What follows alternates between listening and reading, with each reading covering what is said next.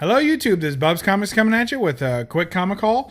I've got a mail haul here, and then also an LCS and a book I picked up at a peddler's mall, so we got a lot going on here. This is kind of a mixed haul. But first I'll show a book that I was very excited to get. I got this in the mail. I showed it on the No Faces comic chat, so I'll go quickly through it. But here is Raphael Teenage Mutant Ninja Turtles #1. So this is that mini series that they put out of each of the characters. And it's first appearance Casey Jones. So this is my Turtles Grail book, if you will. This is the book that I care most about. Now it'd be nice to have TMNT 1 and the whole miniseries first print, of course, and all that stuff. But honestly, even if I got late prints of those or reprints or any of that, that'd be fine. This was the book that I wanted in first print and in decent condition. The book is readily, it's about a $50 book. I didn't pay near that much, but it's about a $50 book. So there you go.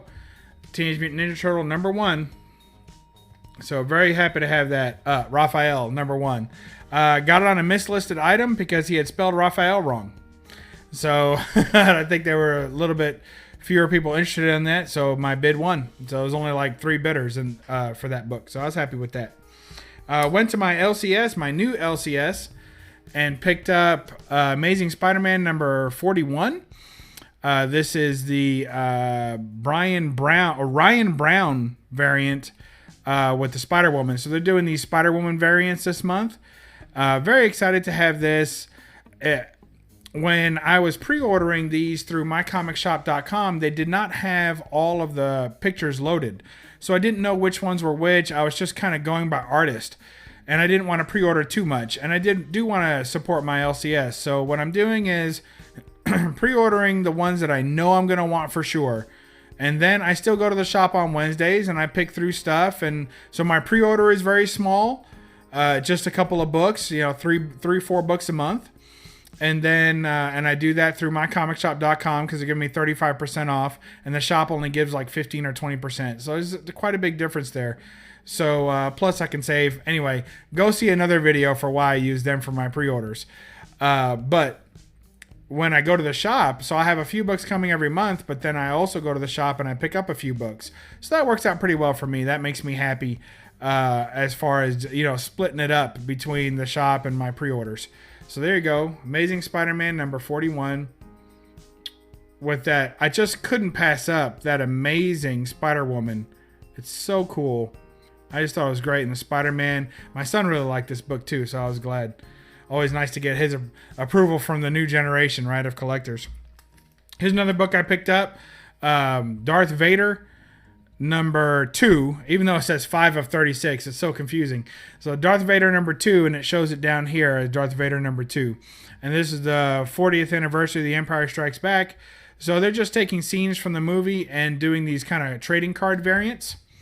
So I'm collecting these in a binder, although I have yet to purchase the pages that I need to go into the binder to collect these. So right now I've just got a stack of them going, but this is the 5th one, and I'm going to be collecting all of them. So very happy to have that. So I picked that up at the LCS too. Then I stopped by the Peddler's Mall and went through a bunch of books. I didn't have that much time, but this was the only book that spoke to me. I'm trying not to take as many of those as I used to. So here's Green Arrow #50. It's a Batman v Superman variant cover. And you say, oh, whatever about the movie. I don't really care about that.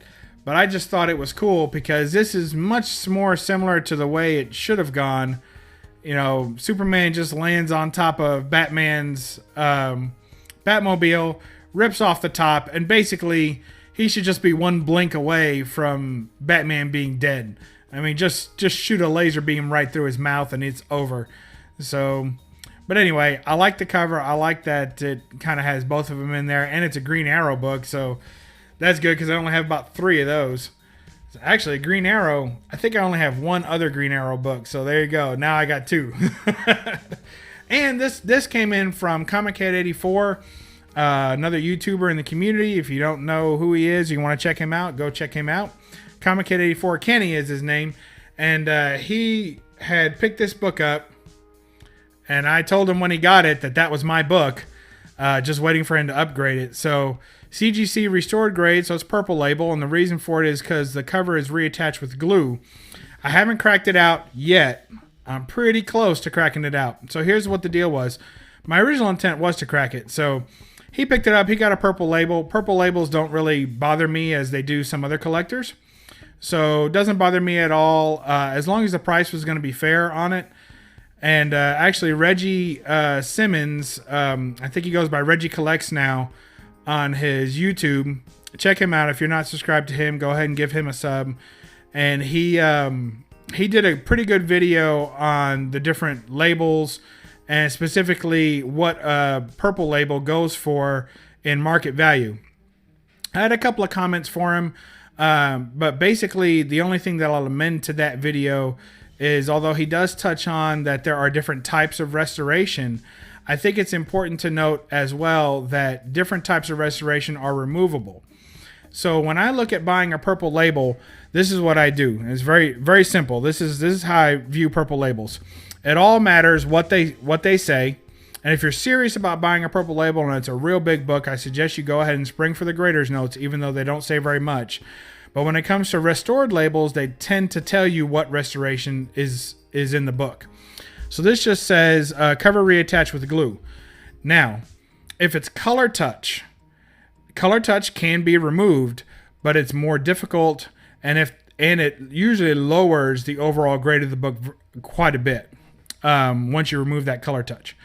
So if it's just a little bit of glue, you can remove that glue, and then this book would be cover detached, but it would still get a blue label, cover detached.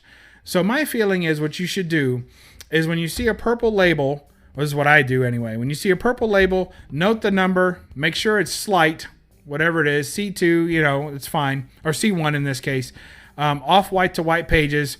But with CGC, they might give you white pages next time you send it in. They're not consistent with their page quality at all at this point. It's all over the board.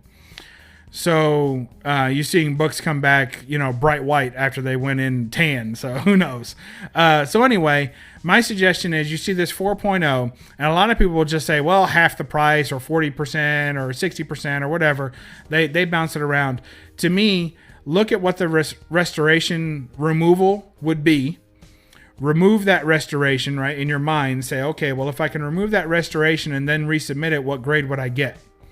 And to me, once the cover was detached again and the glue was removed, it would not have changed the appearance of the book that much. But in removing the glue, it may damage some. You don't know how much glue is on there. And you can kind of see around the staples in the cover that there is staining that's caused by the glue. But that should have already been discounted on the grade. So my guess is if I were to remove the glue and send this back in, it would probably get a 2.5 or a 3.0 blue label. And if you're getting a 2.5 or 3.0 blue label, then see what the cost of that is, what that would be. Then remove whatever your cost would be to resubmit it and any work that might need to be done to it. Hopefully you're doing it yourself. And then that's about what you should pay. I know that that's more complicated than just saying, well, 40% off, 50% off. And if you're in a pressure situation, you have to go real quick and you don't know what to do and it's a purple label, my suggestion is don't buy it. Purple labels are truly the bane of the comic community when it comes to CGC collectors. Most people, when they see that purple label, they just won't buy it because they're scared of what else might be in there.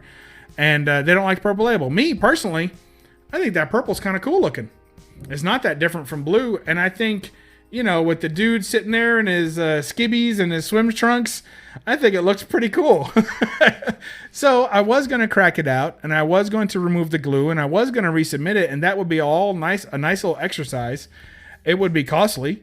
And it would raise my overall amount in this book probably close to what I paid for it. With the value would then match when I got it back. The value and what I paid for it would still be a decent deal, but it would be back up to what probably what was already spent in this book. So anyway, I like the purple label, so I've decided pretty much I'm just going to keep it. So anyway, that's my quick little tip on what to do about purple labels, how to gauge the value of a purple label. And honestly, this is me talking to you guys.